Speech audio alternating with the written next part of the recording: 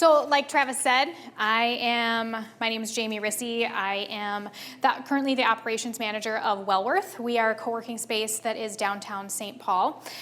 We opened just over a year ago, just under a year ago. We'll hit our 1 year next month. We are in the old Woolworth building, if anybody knows a little bit about St. Paul history. We're really proud to be in St. Paul. We love St. Paul. I also want to thank Jill for introducing me to AGC. And I want to tell you a little bit about how Jill and I met. So I was having a day, and this was before our co-working space opened. Everybody's had the day, right? I was questioning why did I even do this? I don't know anything about co-working. This is a new concept to me. I don't know what I'm doing. Questioning all of the research that was done before I even came on board. Is this the right market? Are our prices right? Should I go back to my old job? So I decided to do some research on my own. And doing that, I've got to reach out to a lot of competitors. And we all know what that's like. They're not really up for sharing information or being open or forthright with anything. So I'm like, I'm going to do this on the sly. So I'm like, I'll just fill out some contact me information. Okay, we've all done that. You just want to know. So I went to the reserve and I asked my question. It was about an office price, and Jill got back to me right away and calmed my fears. I'm like, okay, I'm fine. 2 days later, she calls. She's like, hey, what about that office? I'm like, well, actually, I'm just not in the market right now. Don't have enough money. Blow her off. Hang up the phone. Not kidding. 2 minutes later, she calls again. Like, looked at my watch. I'm like, oh God, she's calling again. So I answered the phone and she goes, I Googled you. Great. I'm like, okay, you caught me. Expecting her to yell at me and berate me for doing this, she goes, we need to connect. I think there's room in this industry for everyone. And I think that we can complement each other, and we need to come at this at a united front. And I applaud her for that. Yes. Jill is an absolute connector, and I'm so proud to know her and call her a colleague and a friend. And I'm so proud to be in this industry with people like Jill. So if you don't know Jill, you should. She is an absolute connector. If you need to know anybody, talk to her. So thank you, Jill. So I'm here to talk about networking, and this is my personal experience. So probably most of you have been through this. You are here because you're looking for a little higher level of networking. So this may be repetitive for a lot of you, or you've been through it, but this is just my personal journey on this. And I have a few takeaways that, again, you probably know a lot about, but these are really my personal takeaways from what I need to do to prepare myself for networking and how to get the most out of it for myself. But to do that, I really need to start at my early years. I grew up a competitive dancer. Not a Dancing with the Stars type of dancer, a so you think you can dance type of dancer. So this was me circa 1985, 86. This was my first dance competition. This was my first little costume. I really love how my blue eyeshadow matches my blue hat. And I loved the stage. From the minute I got out on the stage, I fell in love. It was just like a natural thing for me. I also spent a little bit of time modeling. So again, you're out there in front of people, showing them what you have, putting yourself out there, and ready to be judged by other people. So what I first loved about it was that. Trophies. That was the first trophy I ever won. You can see by the smile on my face, they had me hooked. Okay, I wanted more of those. So as years progress and I'm getting older, it becomes less about the trophies and really more about the feeling that I got on the stage. How movement through my body could get an emotional reaction out of people, and it made me feel amazing. Absolutely amazing. So you would think that somebody with the love for the stage would be able to go into a crowd of people and talk to them and be comfortable and be somebody that they might remember. It's not. It is not for me. It's hard for me. And here's the biggest difference. When you're out there dancing, it's choreography that somebody else set on you, that you work to perfect, and you try and you work and work and work and work to get that perfect. In a networking setting, you're talking to somebody who you don't know what they're going to come at you with. So you've got to become prepared with a variety of different things that they can talk to you about. And frankly, sometimes you never know what's going to come out of your mouth. And you just want them to remember you. We've been there.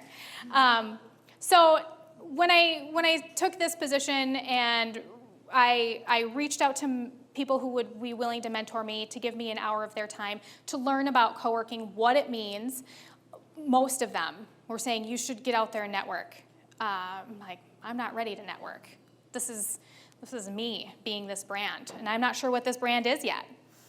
So after putting it off, I'm like, okay, I need to get out there. I need to get out there and do this. And just starting that, it made me realize how much bigger what I'm trying to do is than me. It's not about me, it's about my community.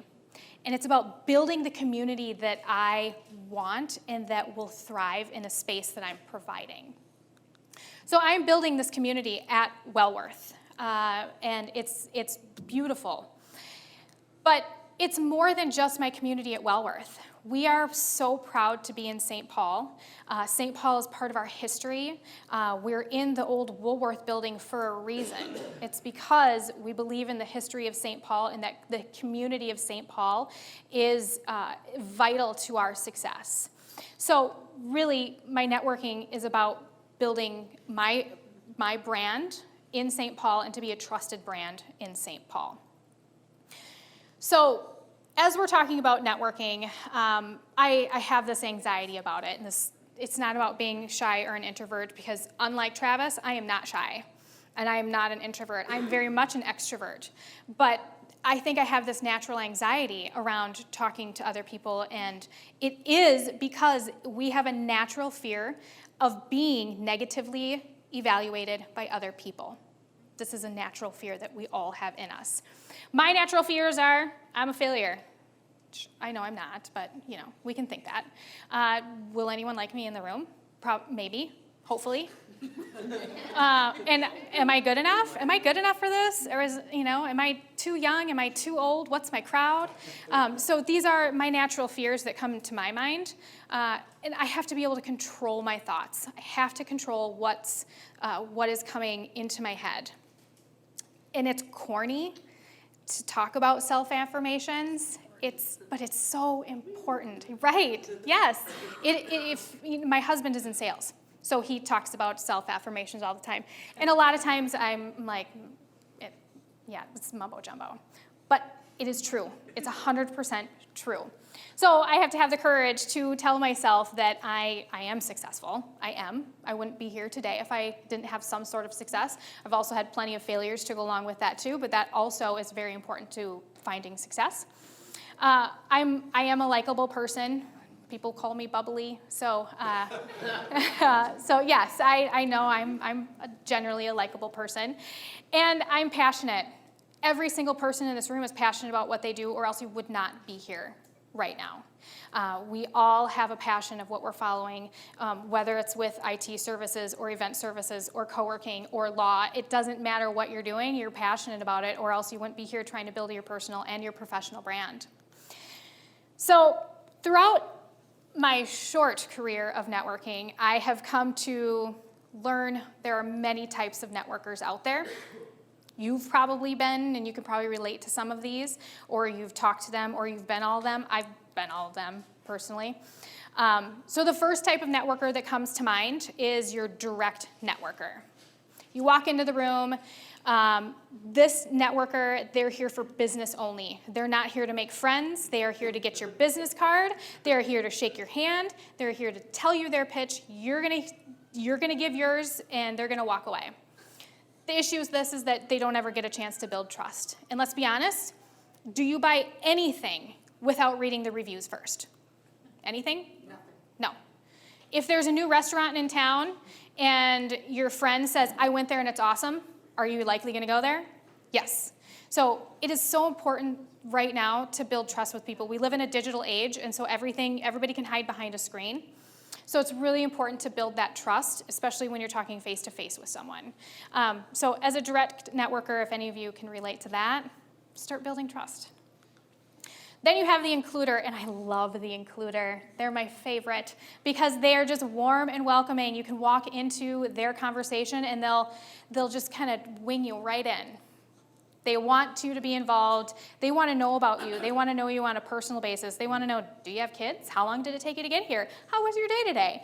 They want to know all of those things, which makes you feel warm. It's those warm and fuzzies that you really like about the includer. But they may never get to the point. We're here for a reason, and we're here to connect. I have something that I can offer you. You have something that you may be able to offer me, but we won't know that unless we talk about it.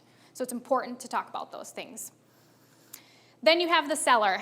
They are here to pitch you on everything they're selling. You don't really get a word in edgewise, but they have collected every single business card in the room. They probably don't remember you, but they have your business card now, and you have theirs. That's pretty much a pointless connection there, right? Then you have the youngsters. Probably not the right word for it. Maybe novice is the better word, because there's not always the youngest in the room. There are people that have left a decades-long corporate career where they never had to network to do something and follow a passion. But now they're thrust into this networking situation where they don't know what to do. They don't know what they stand to gain. They probably did not bring enough business cards. We've been to that one. Either you haven't had enough, or they get to you and they're like, oh, I only brought 2 business cards. Sorry. Can you want to write it down on your little piece of paper? You've been there and you've talked to these people. So it's really important that you understand what you stand to gain out of these networking events.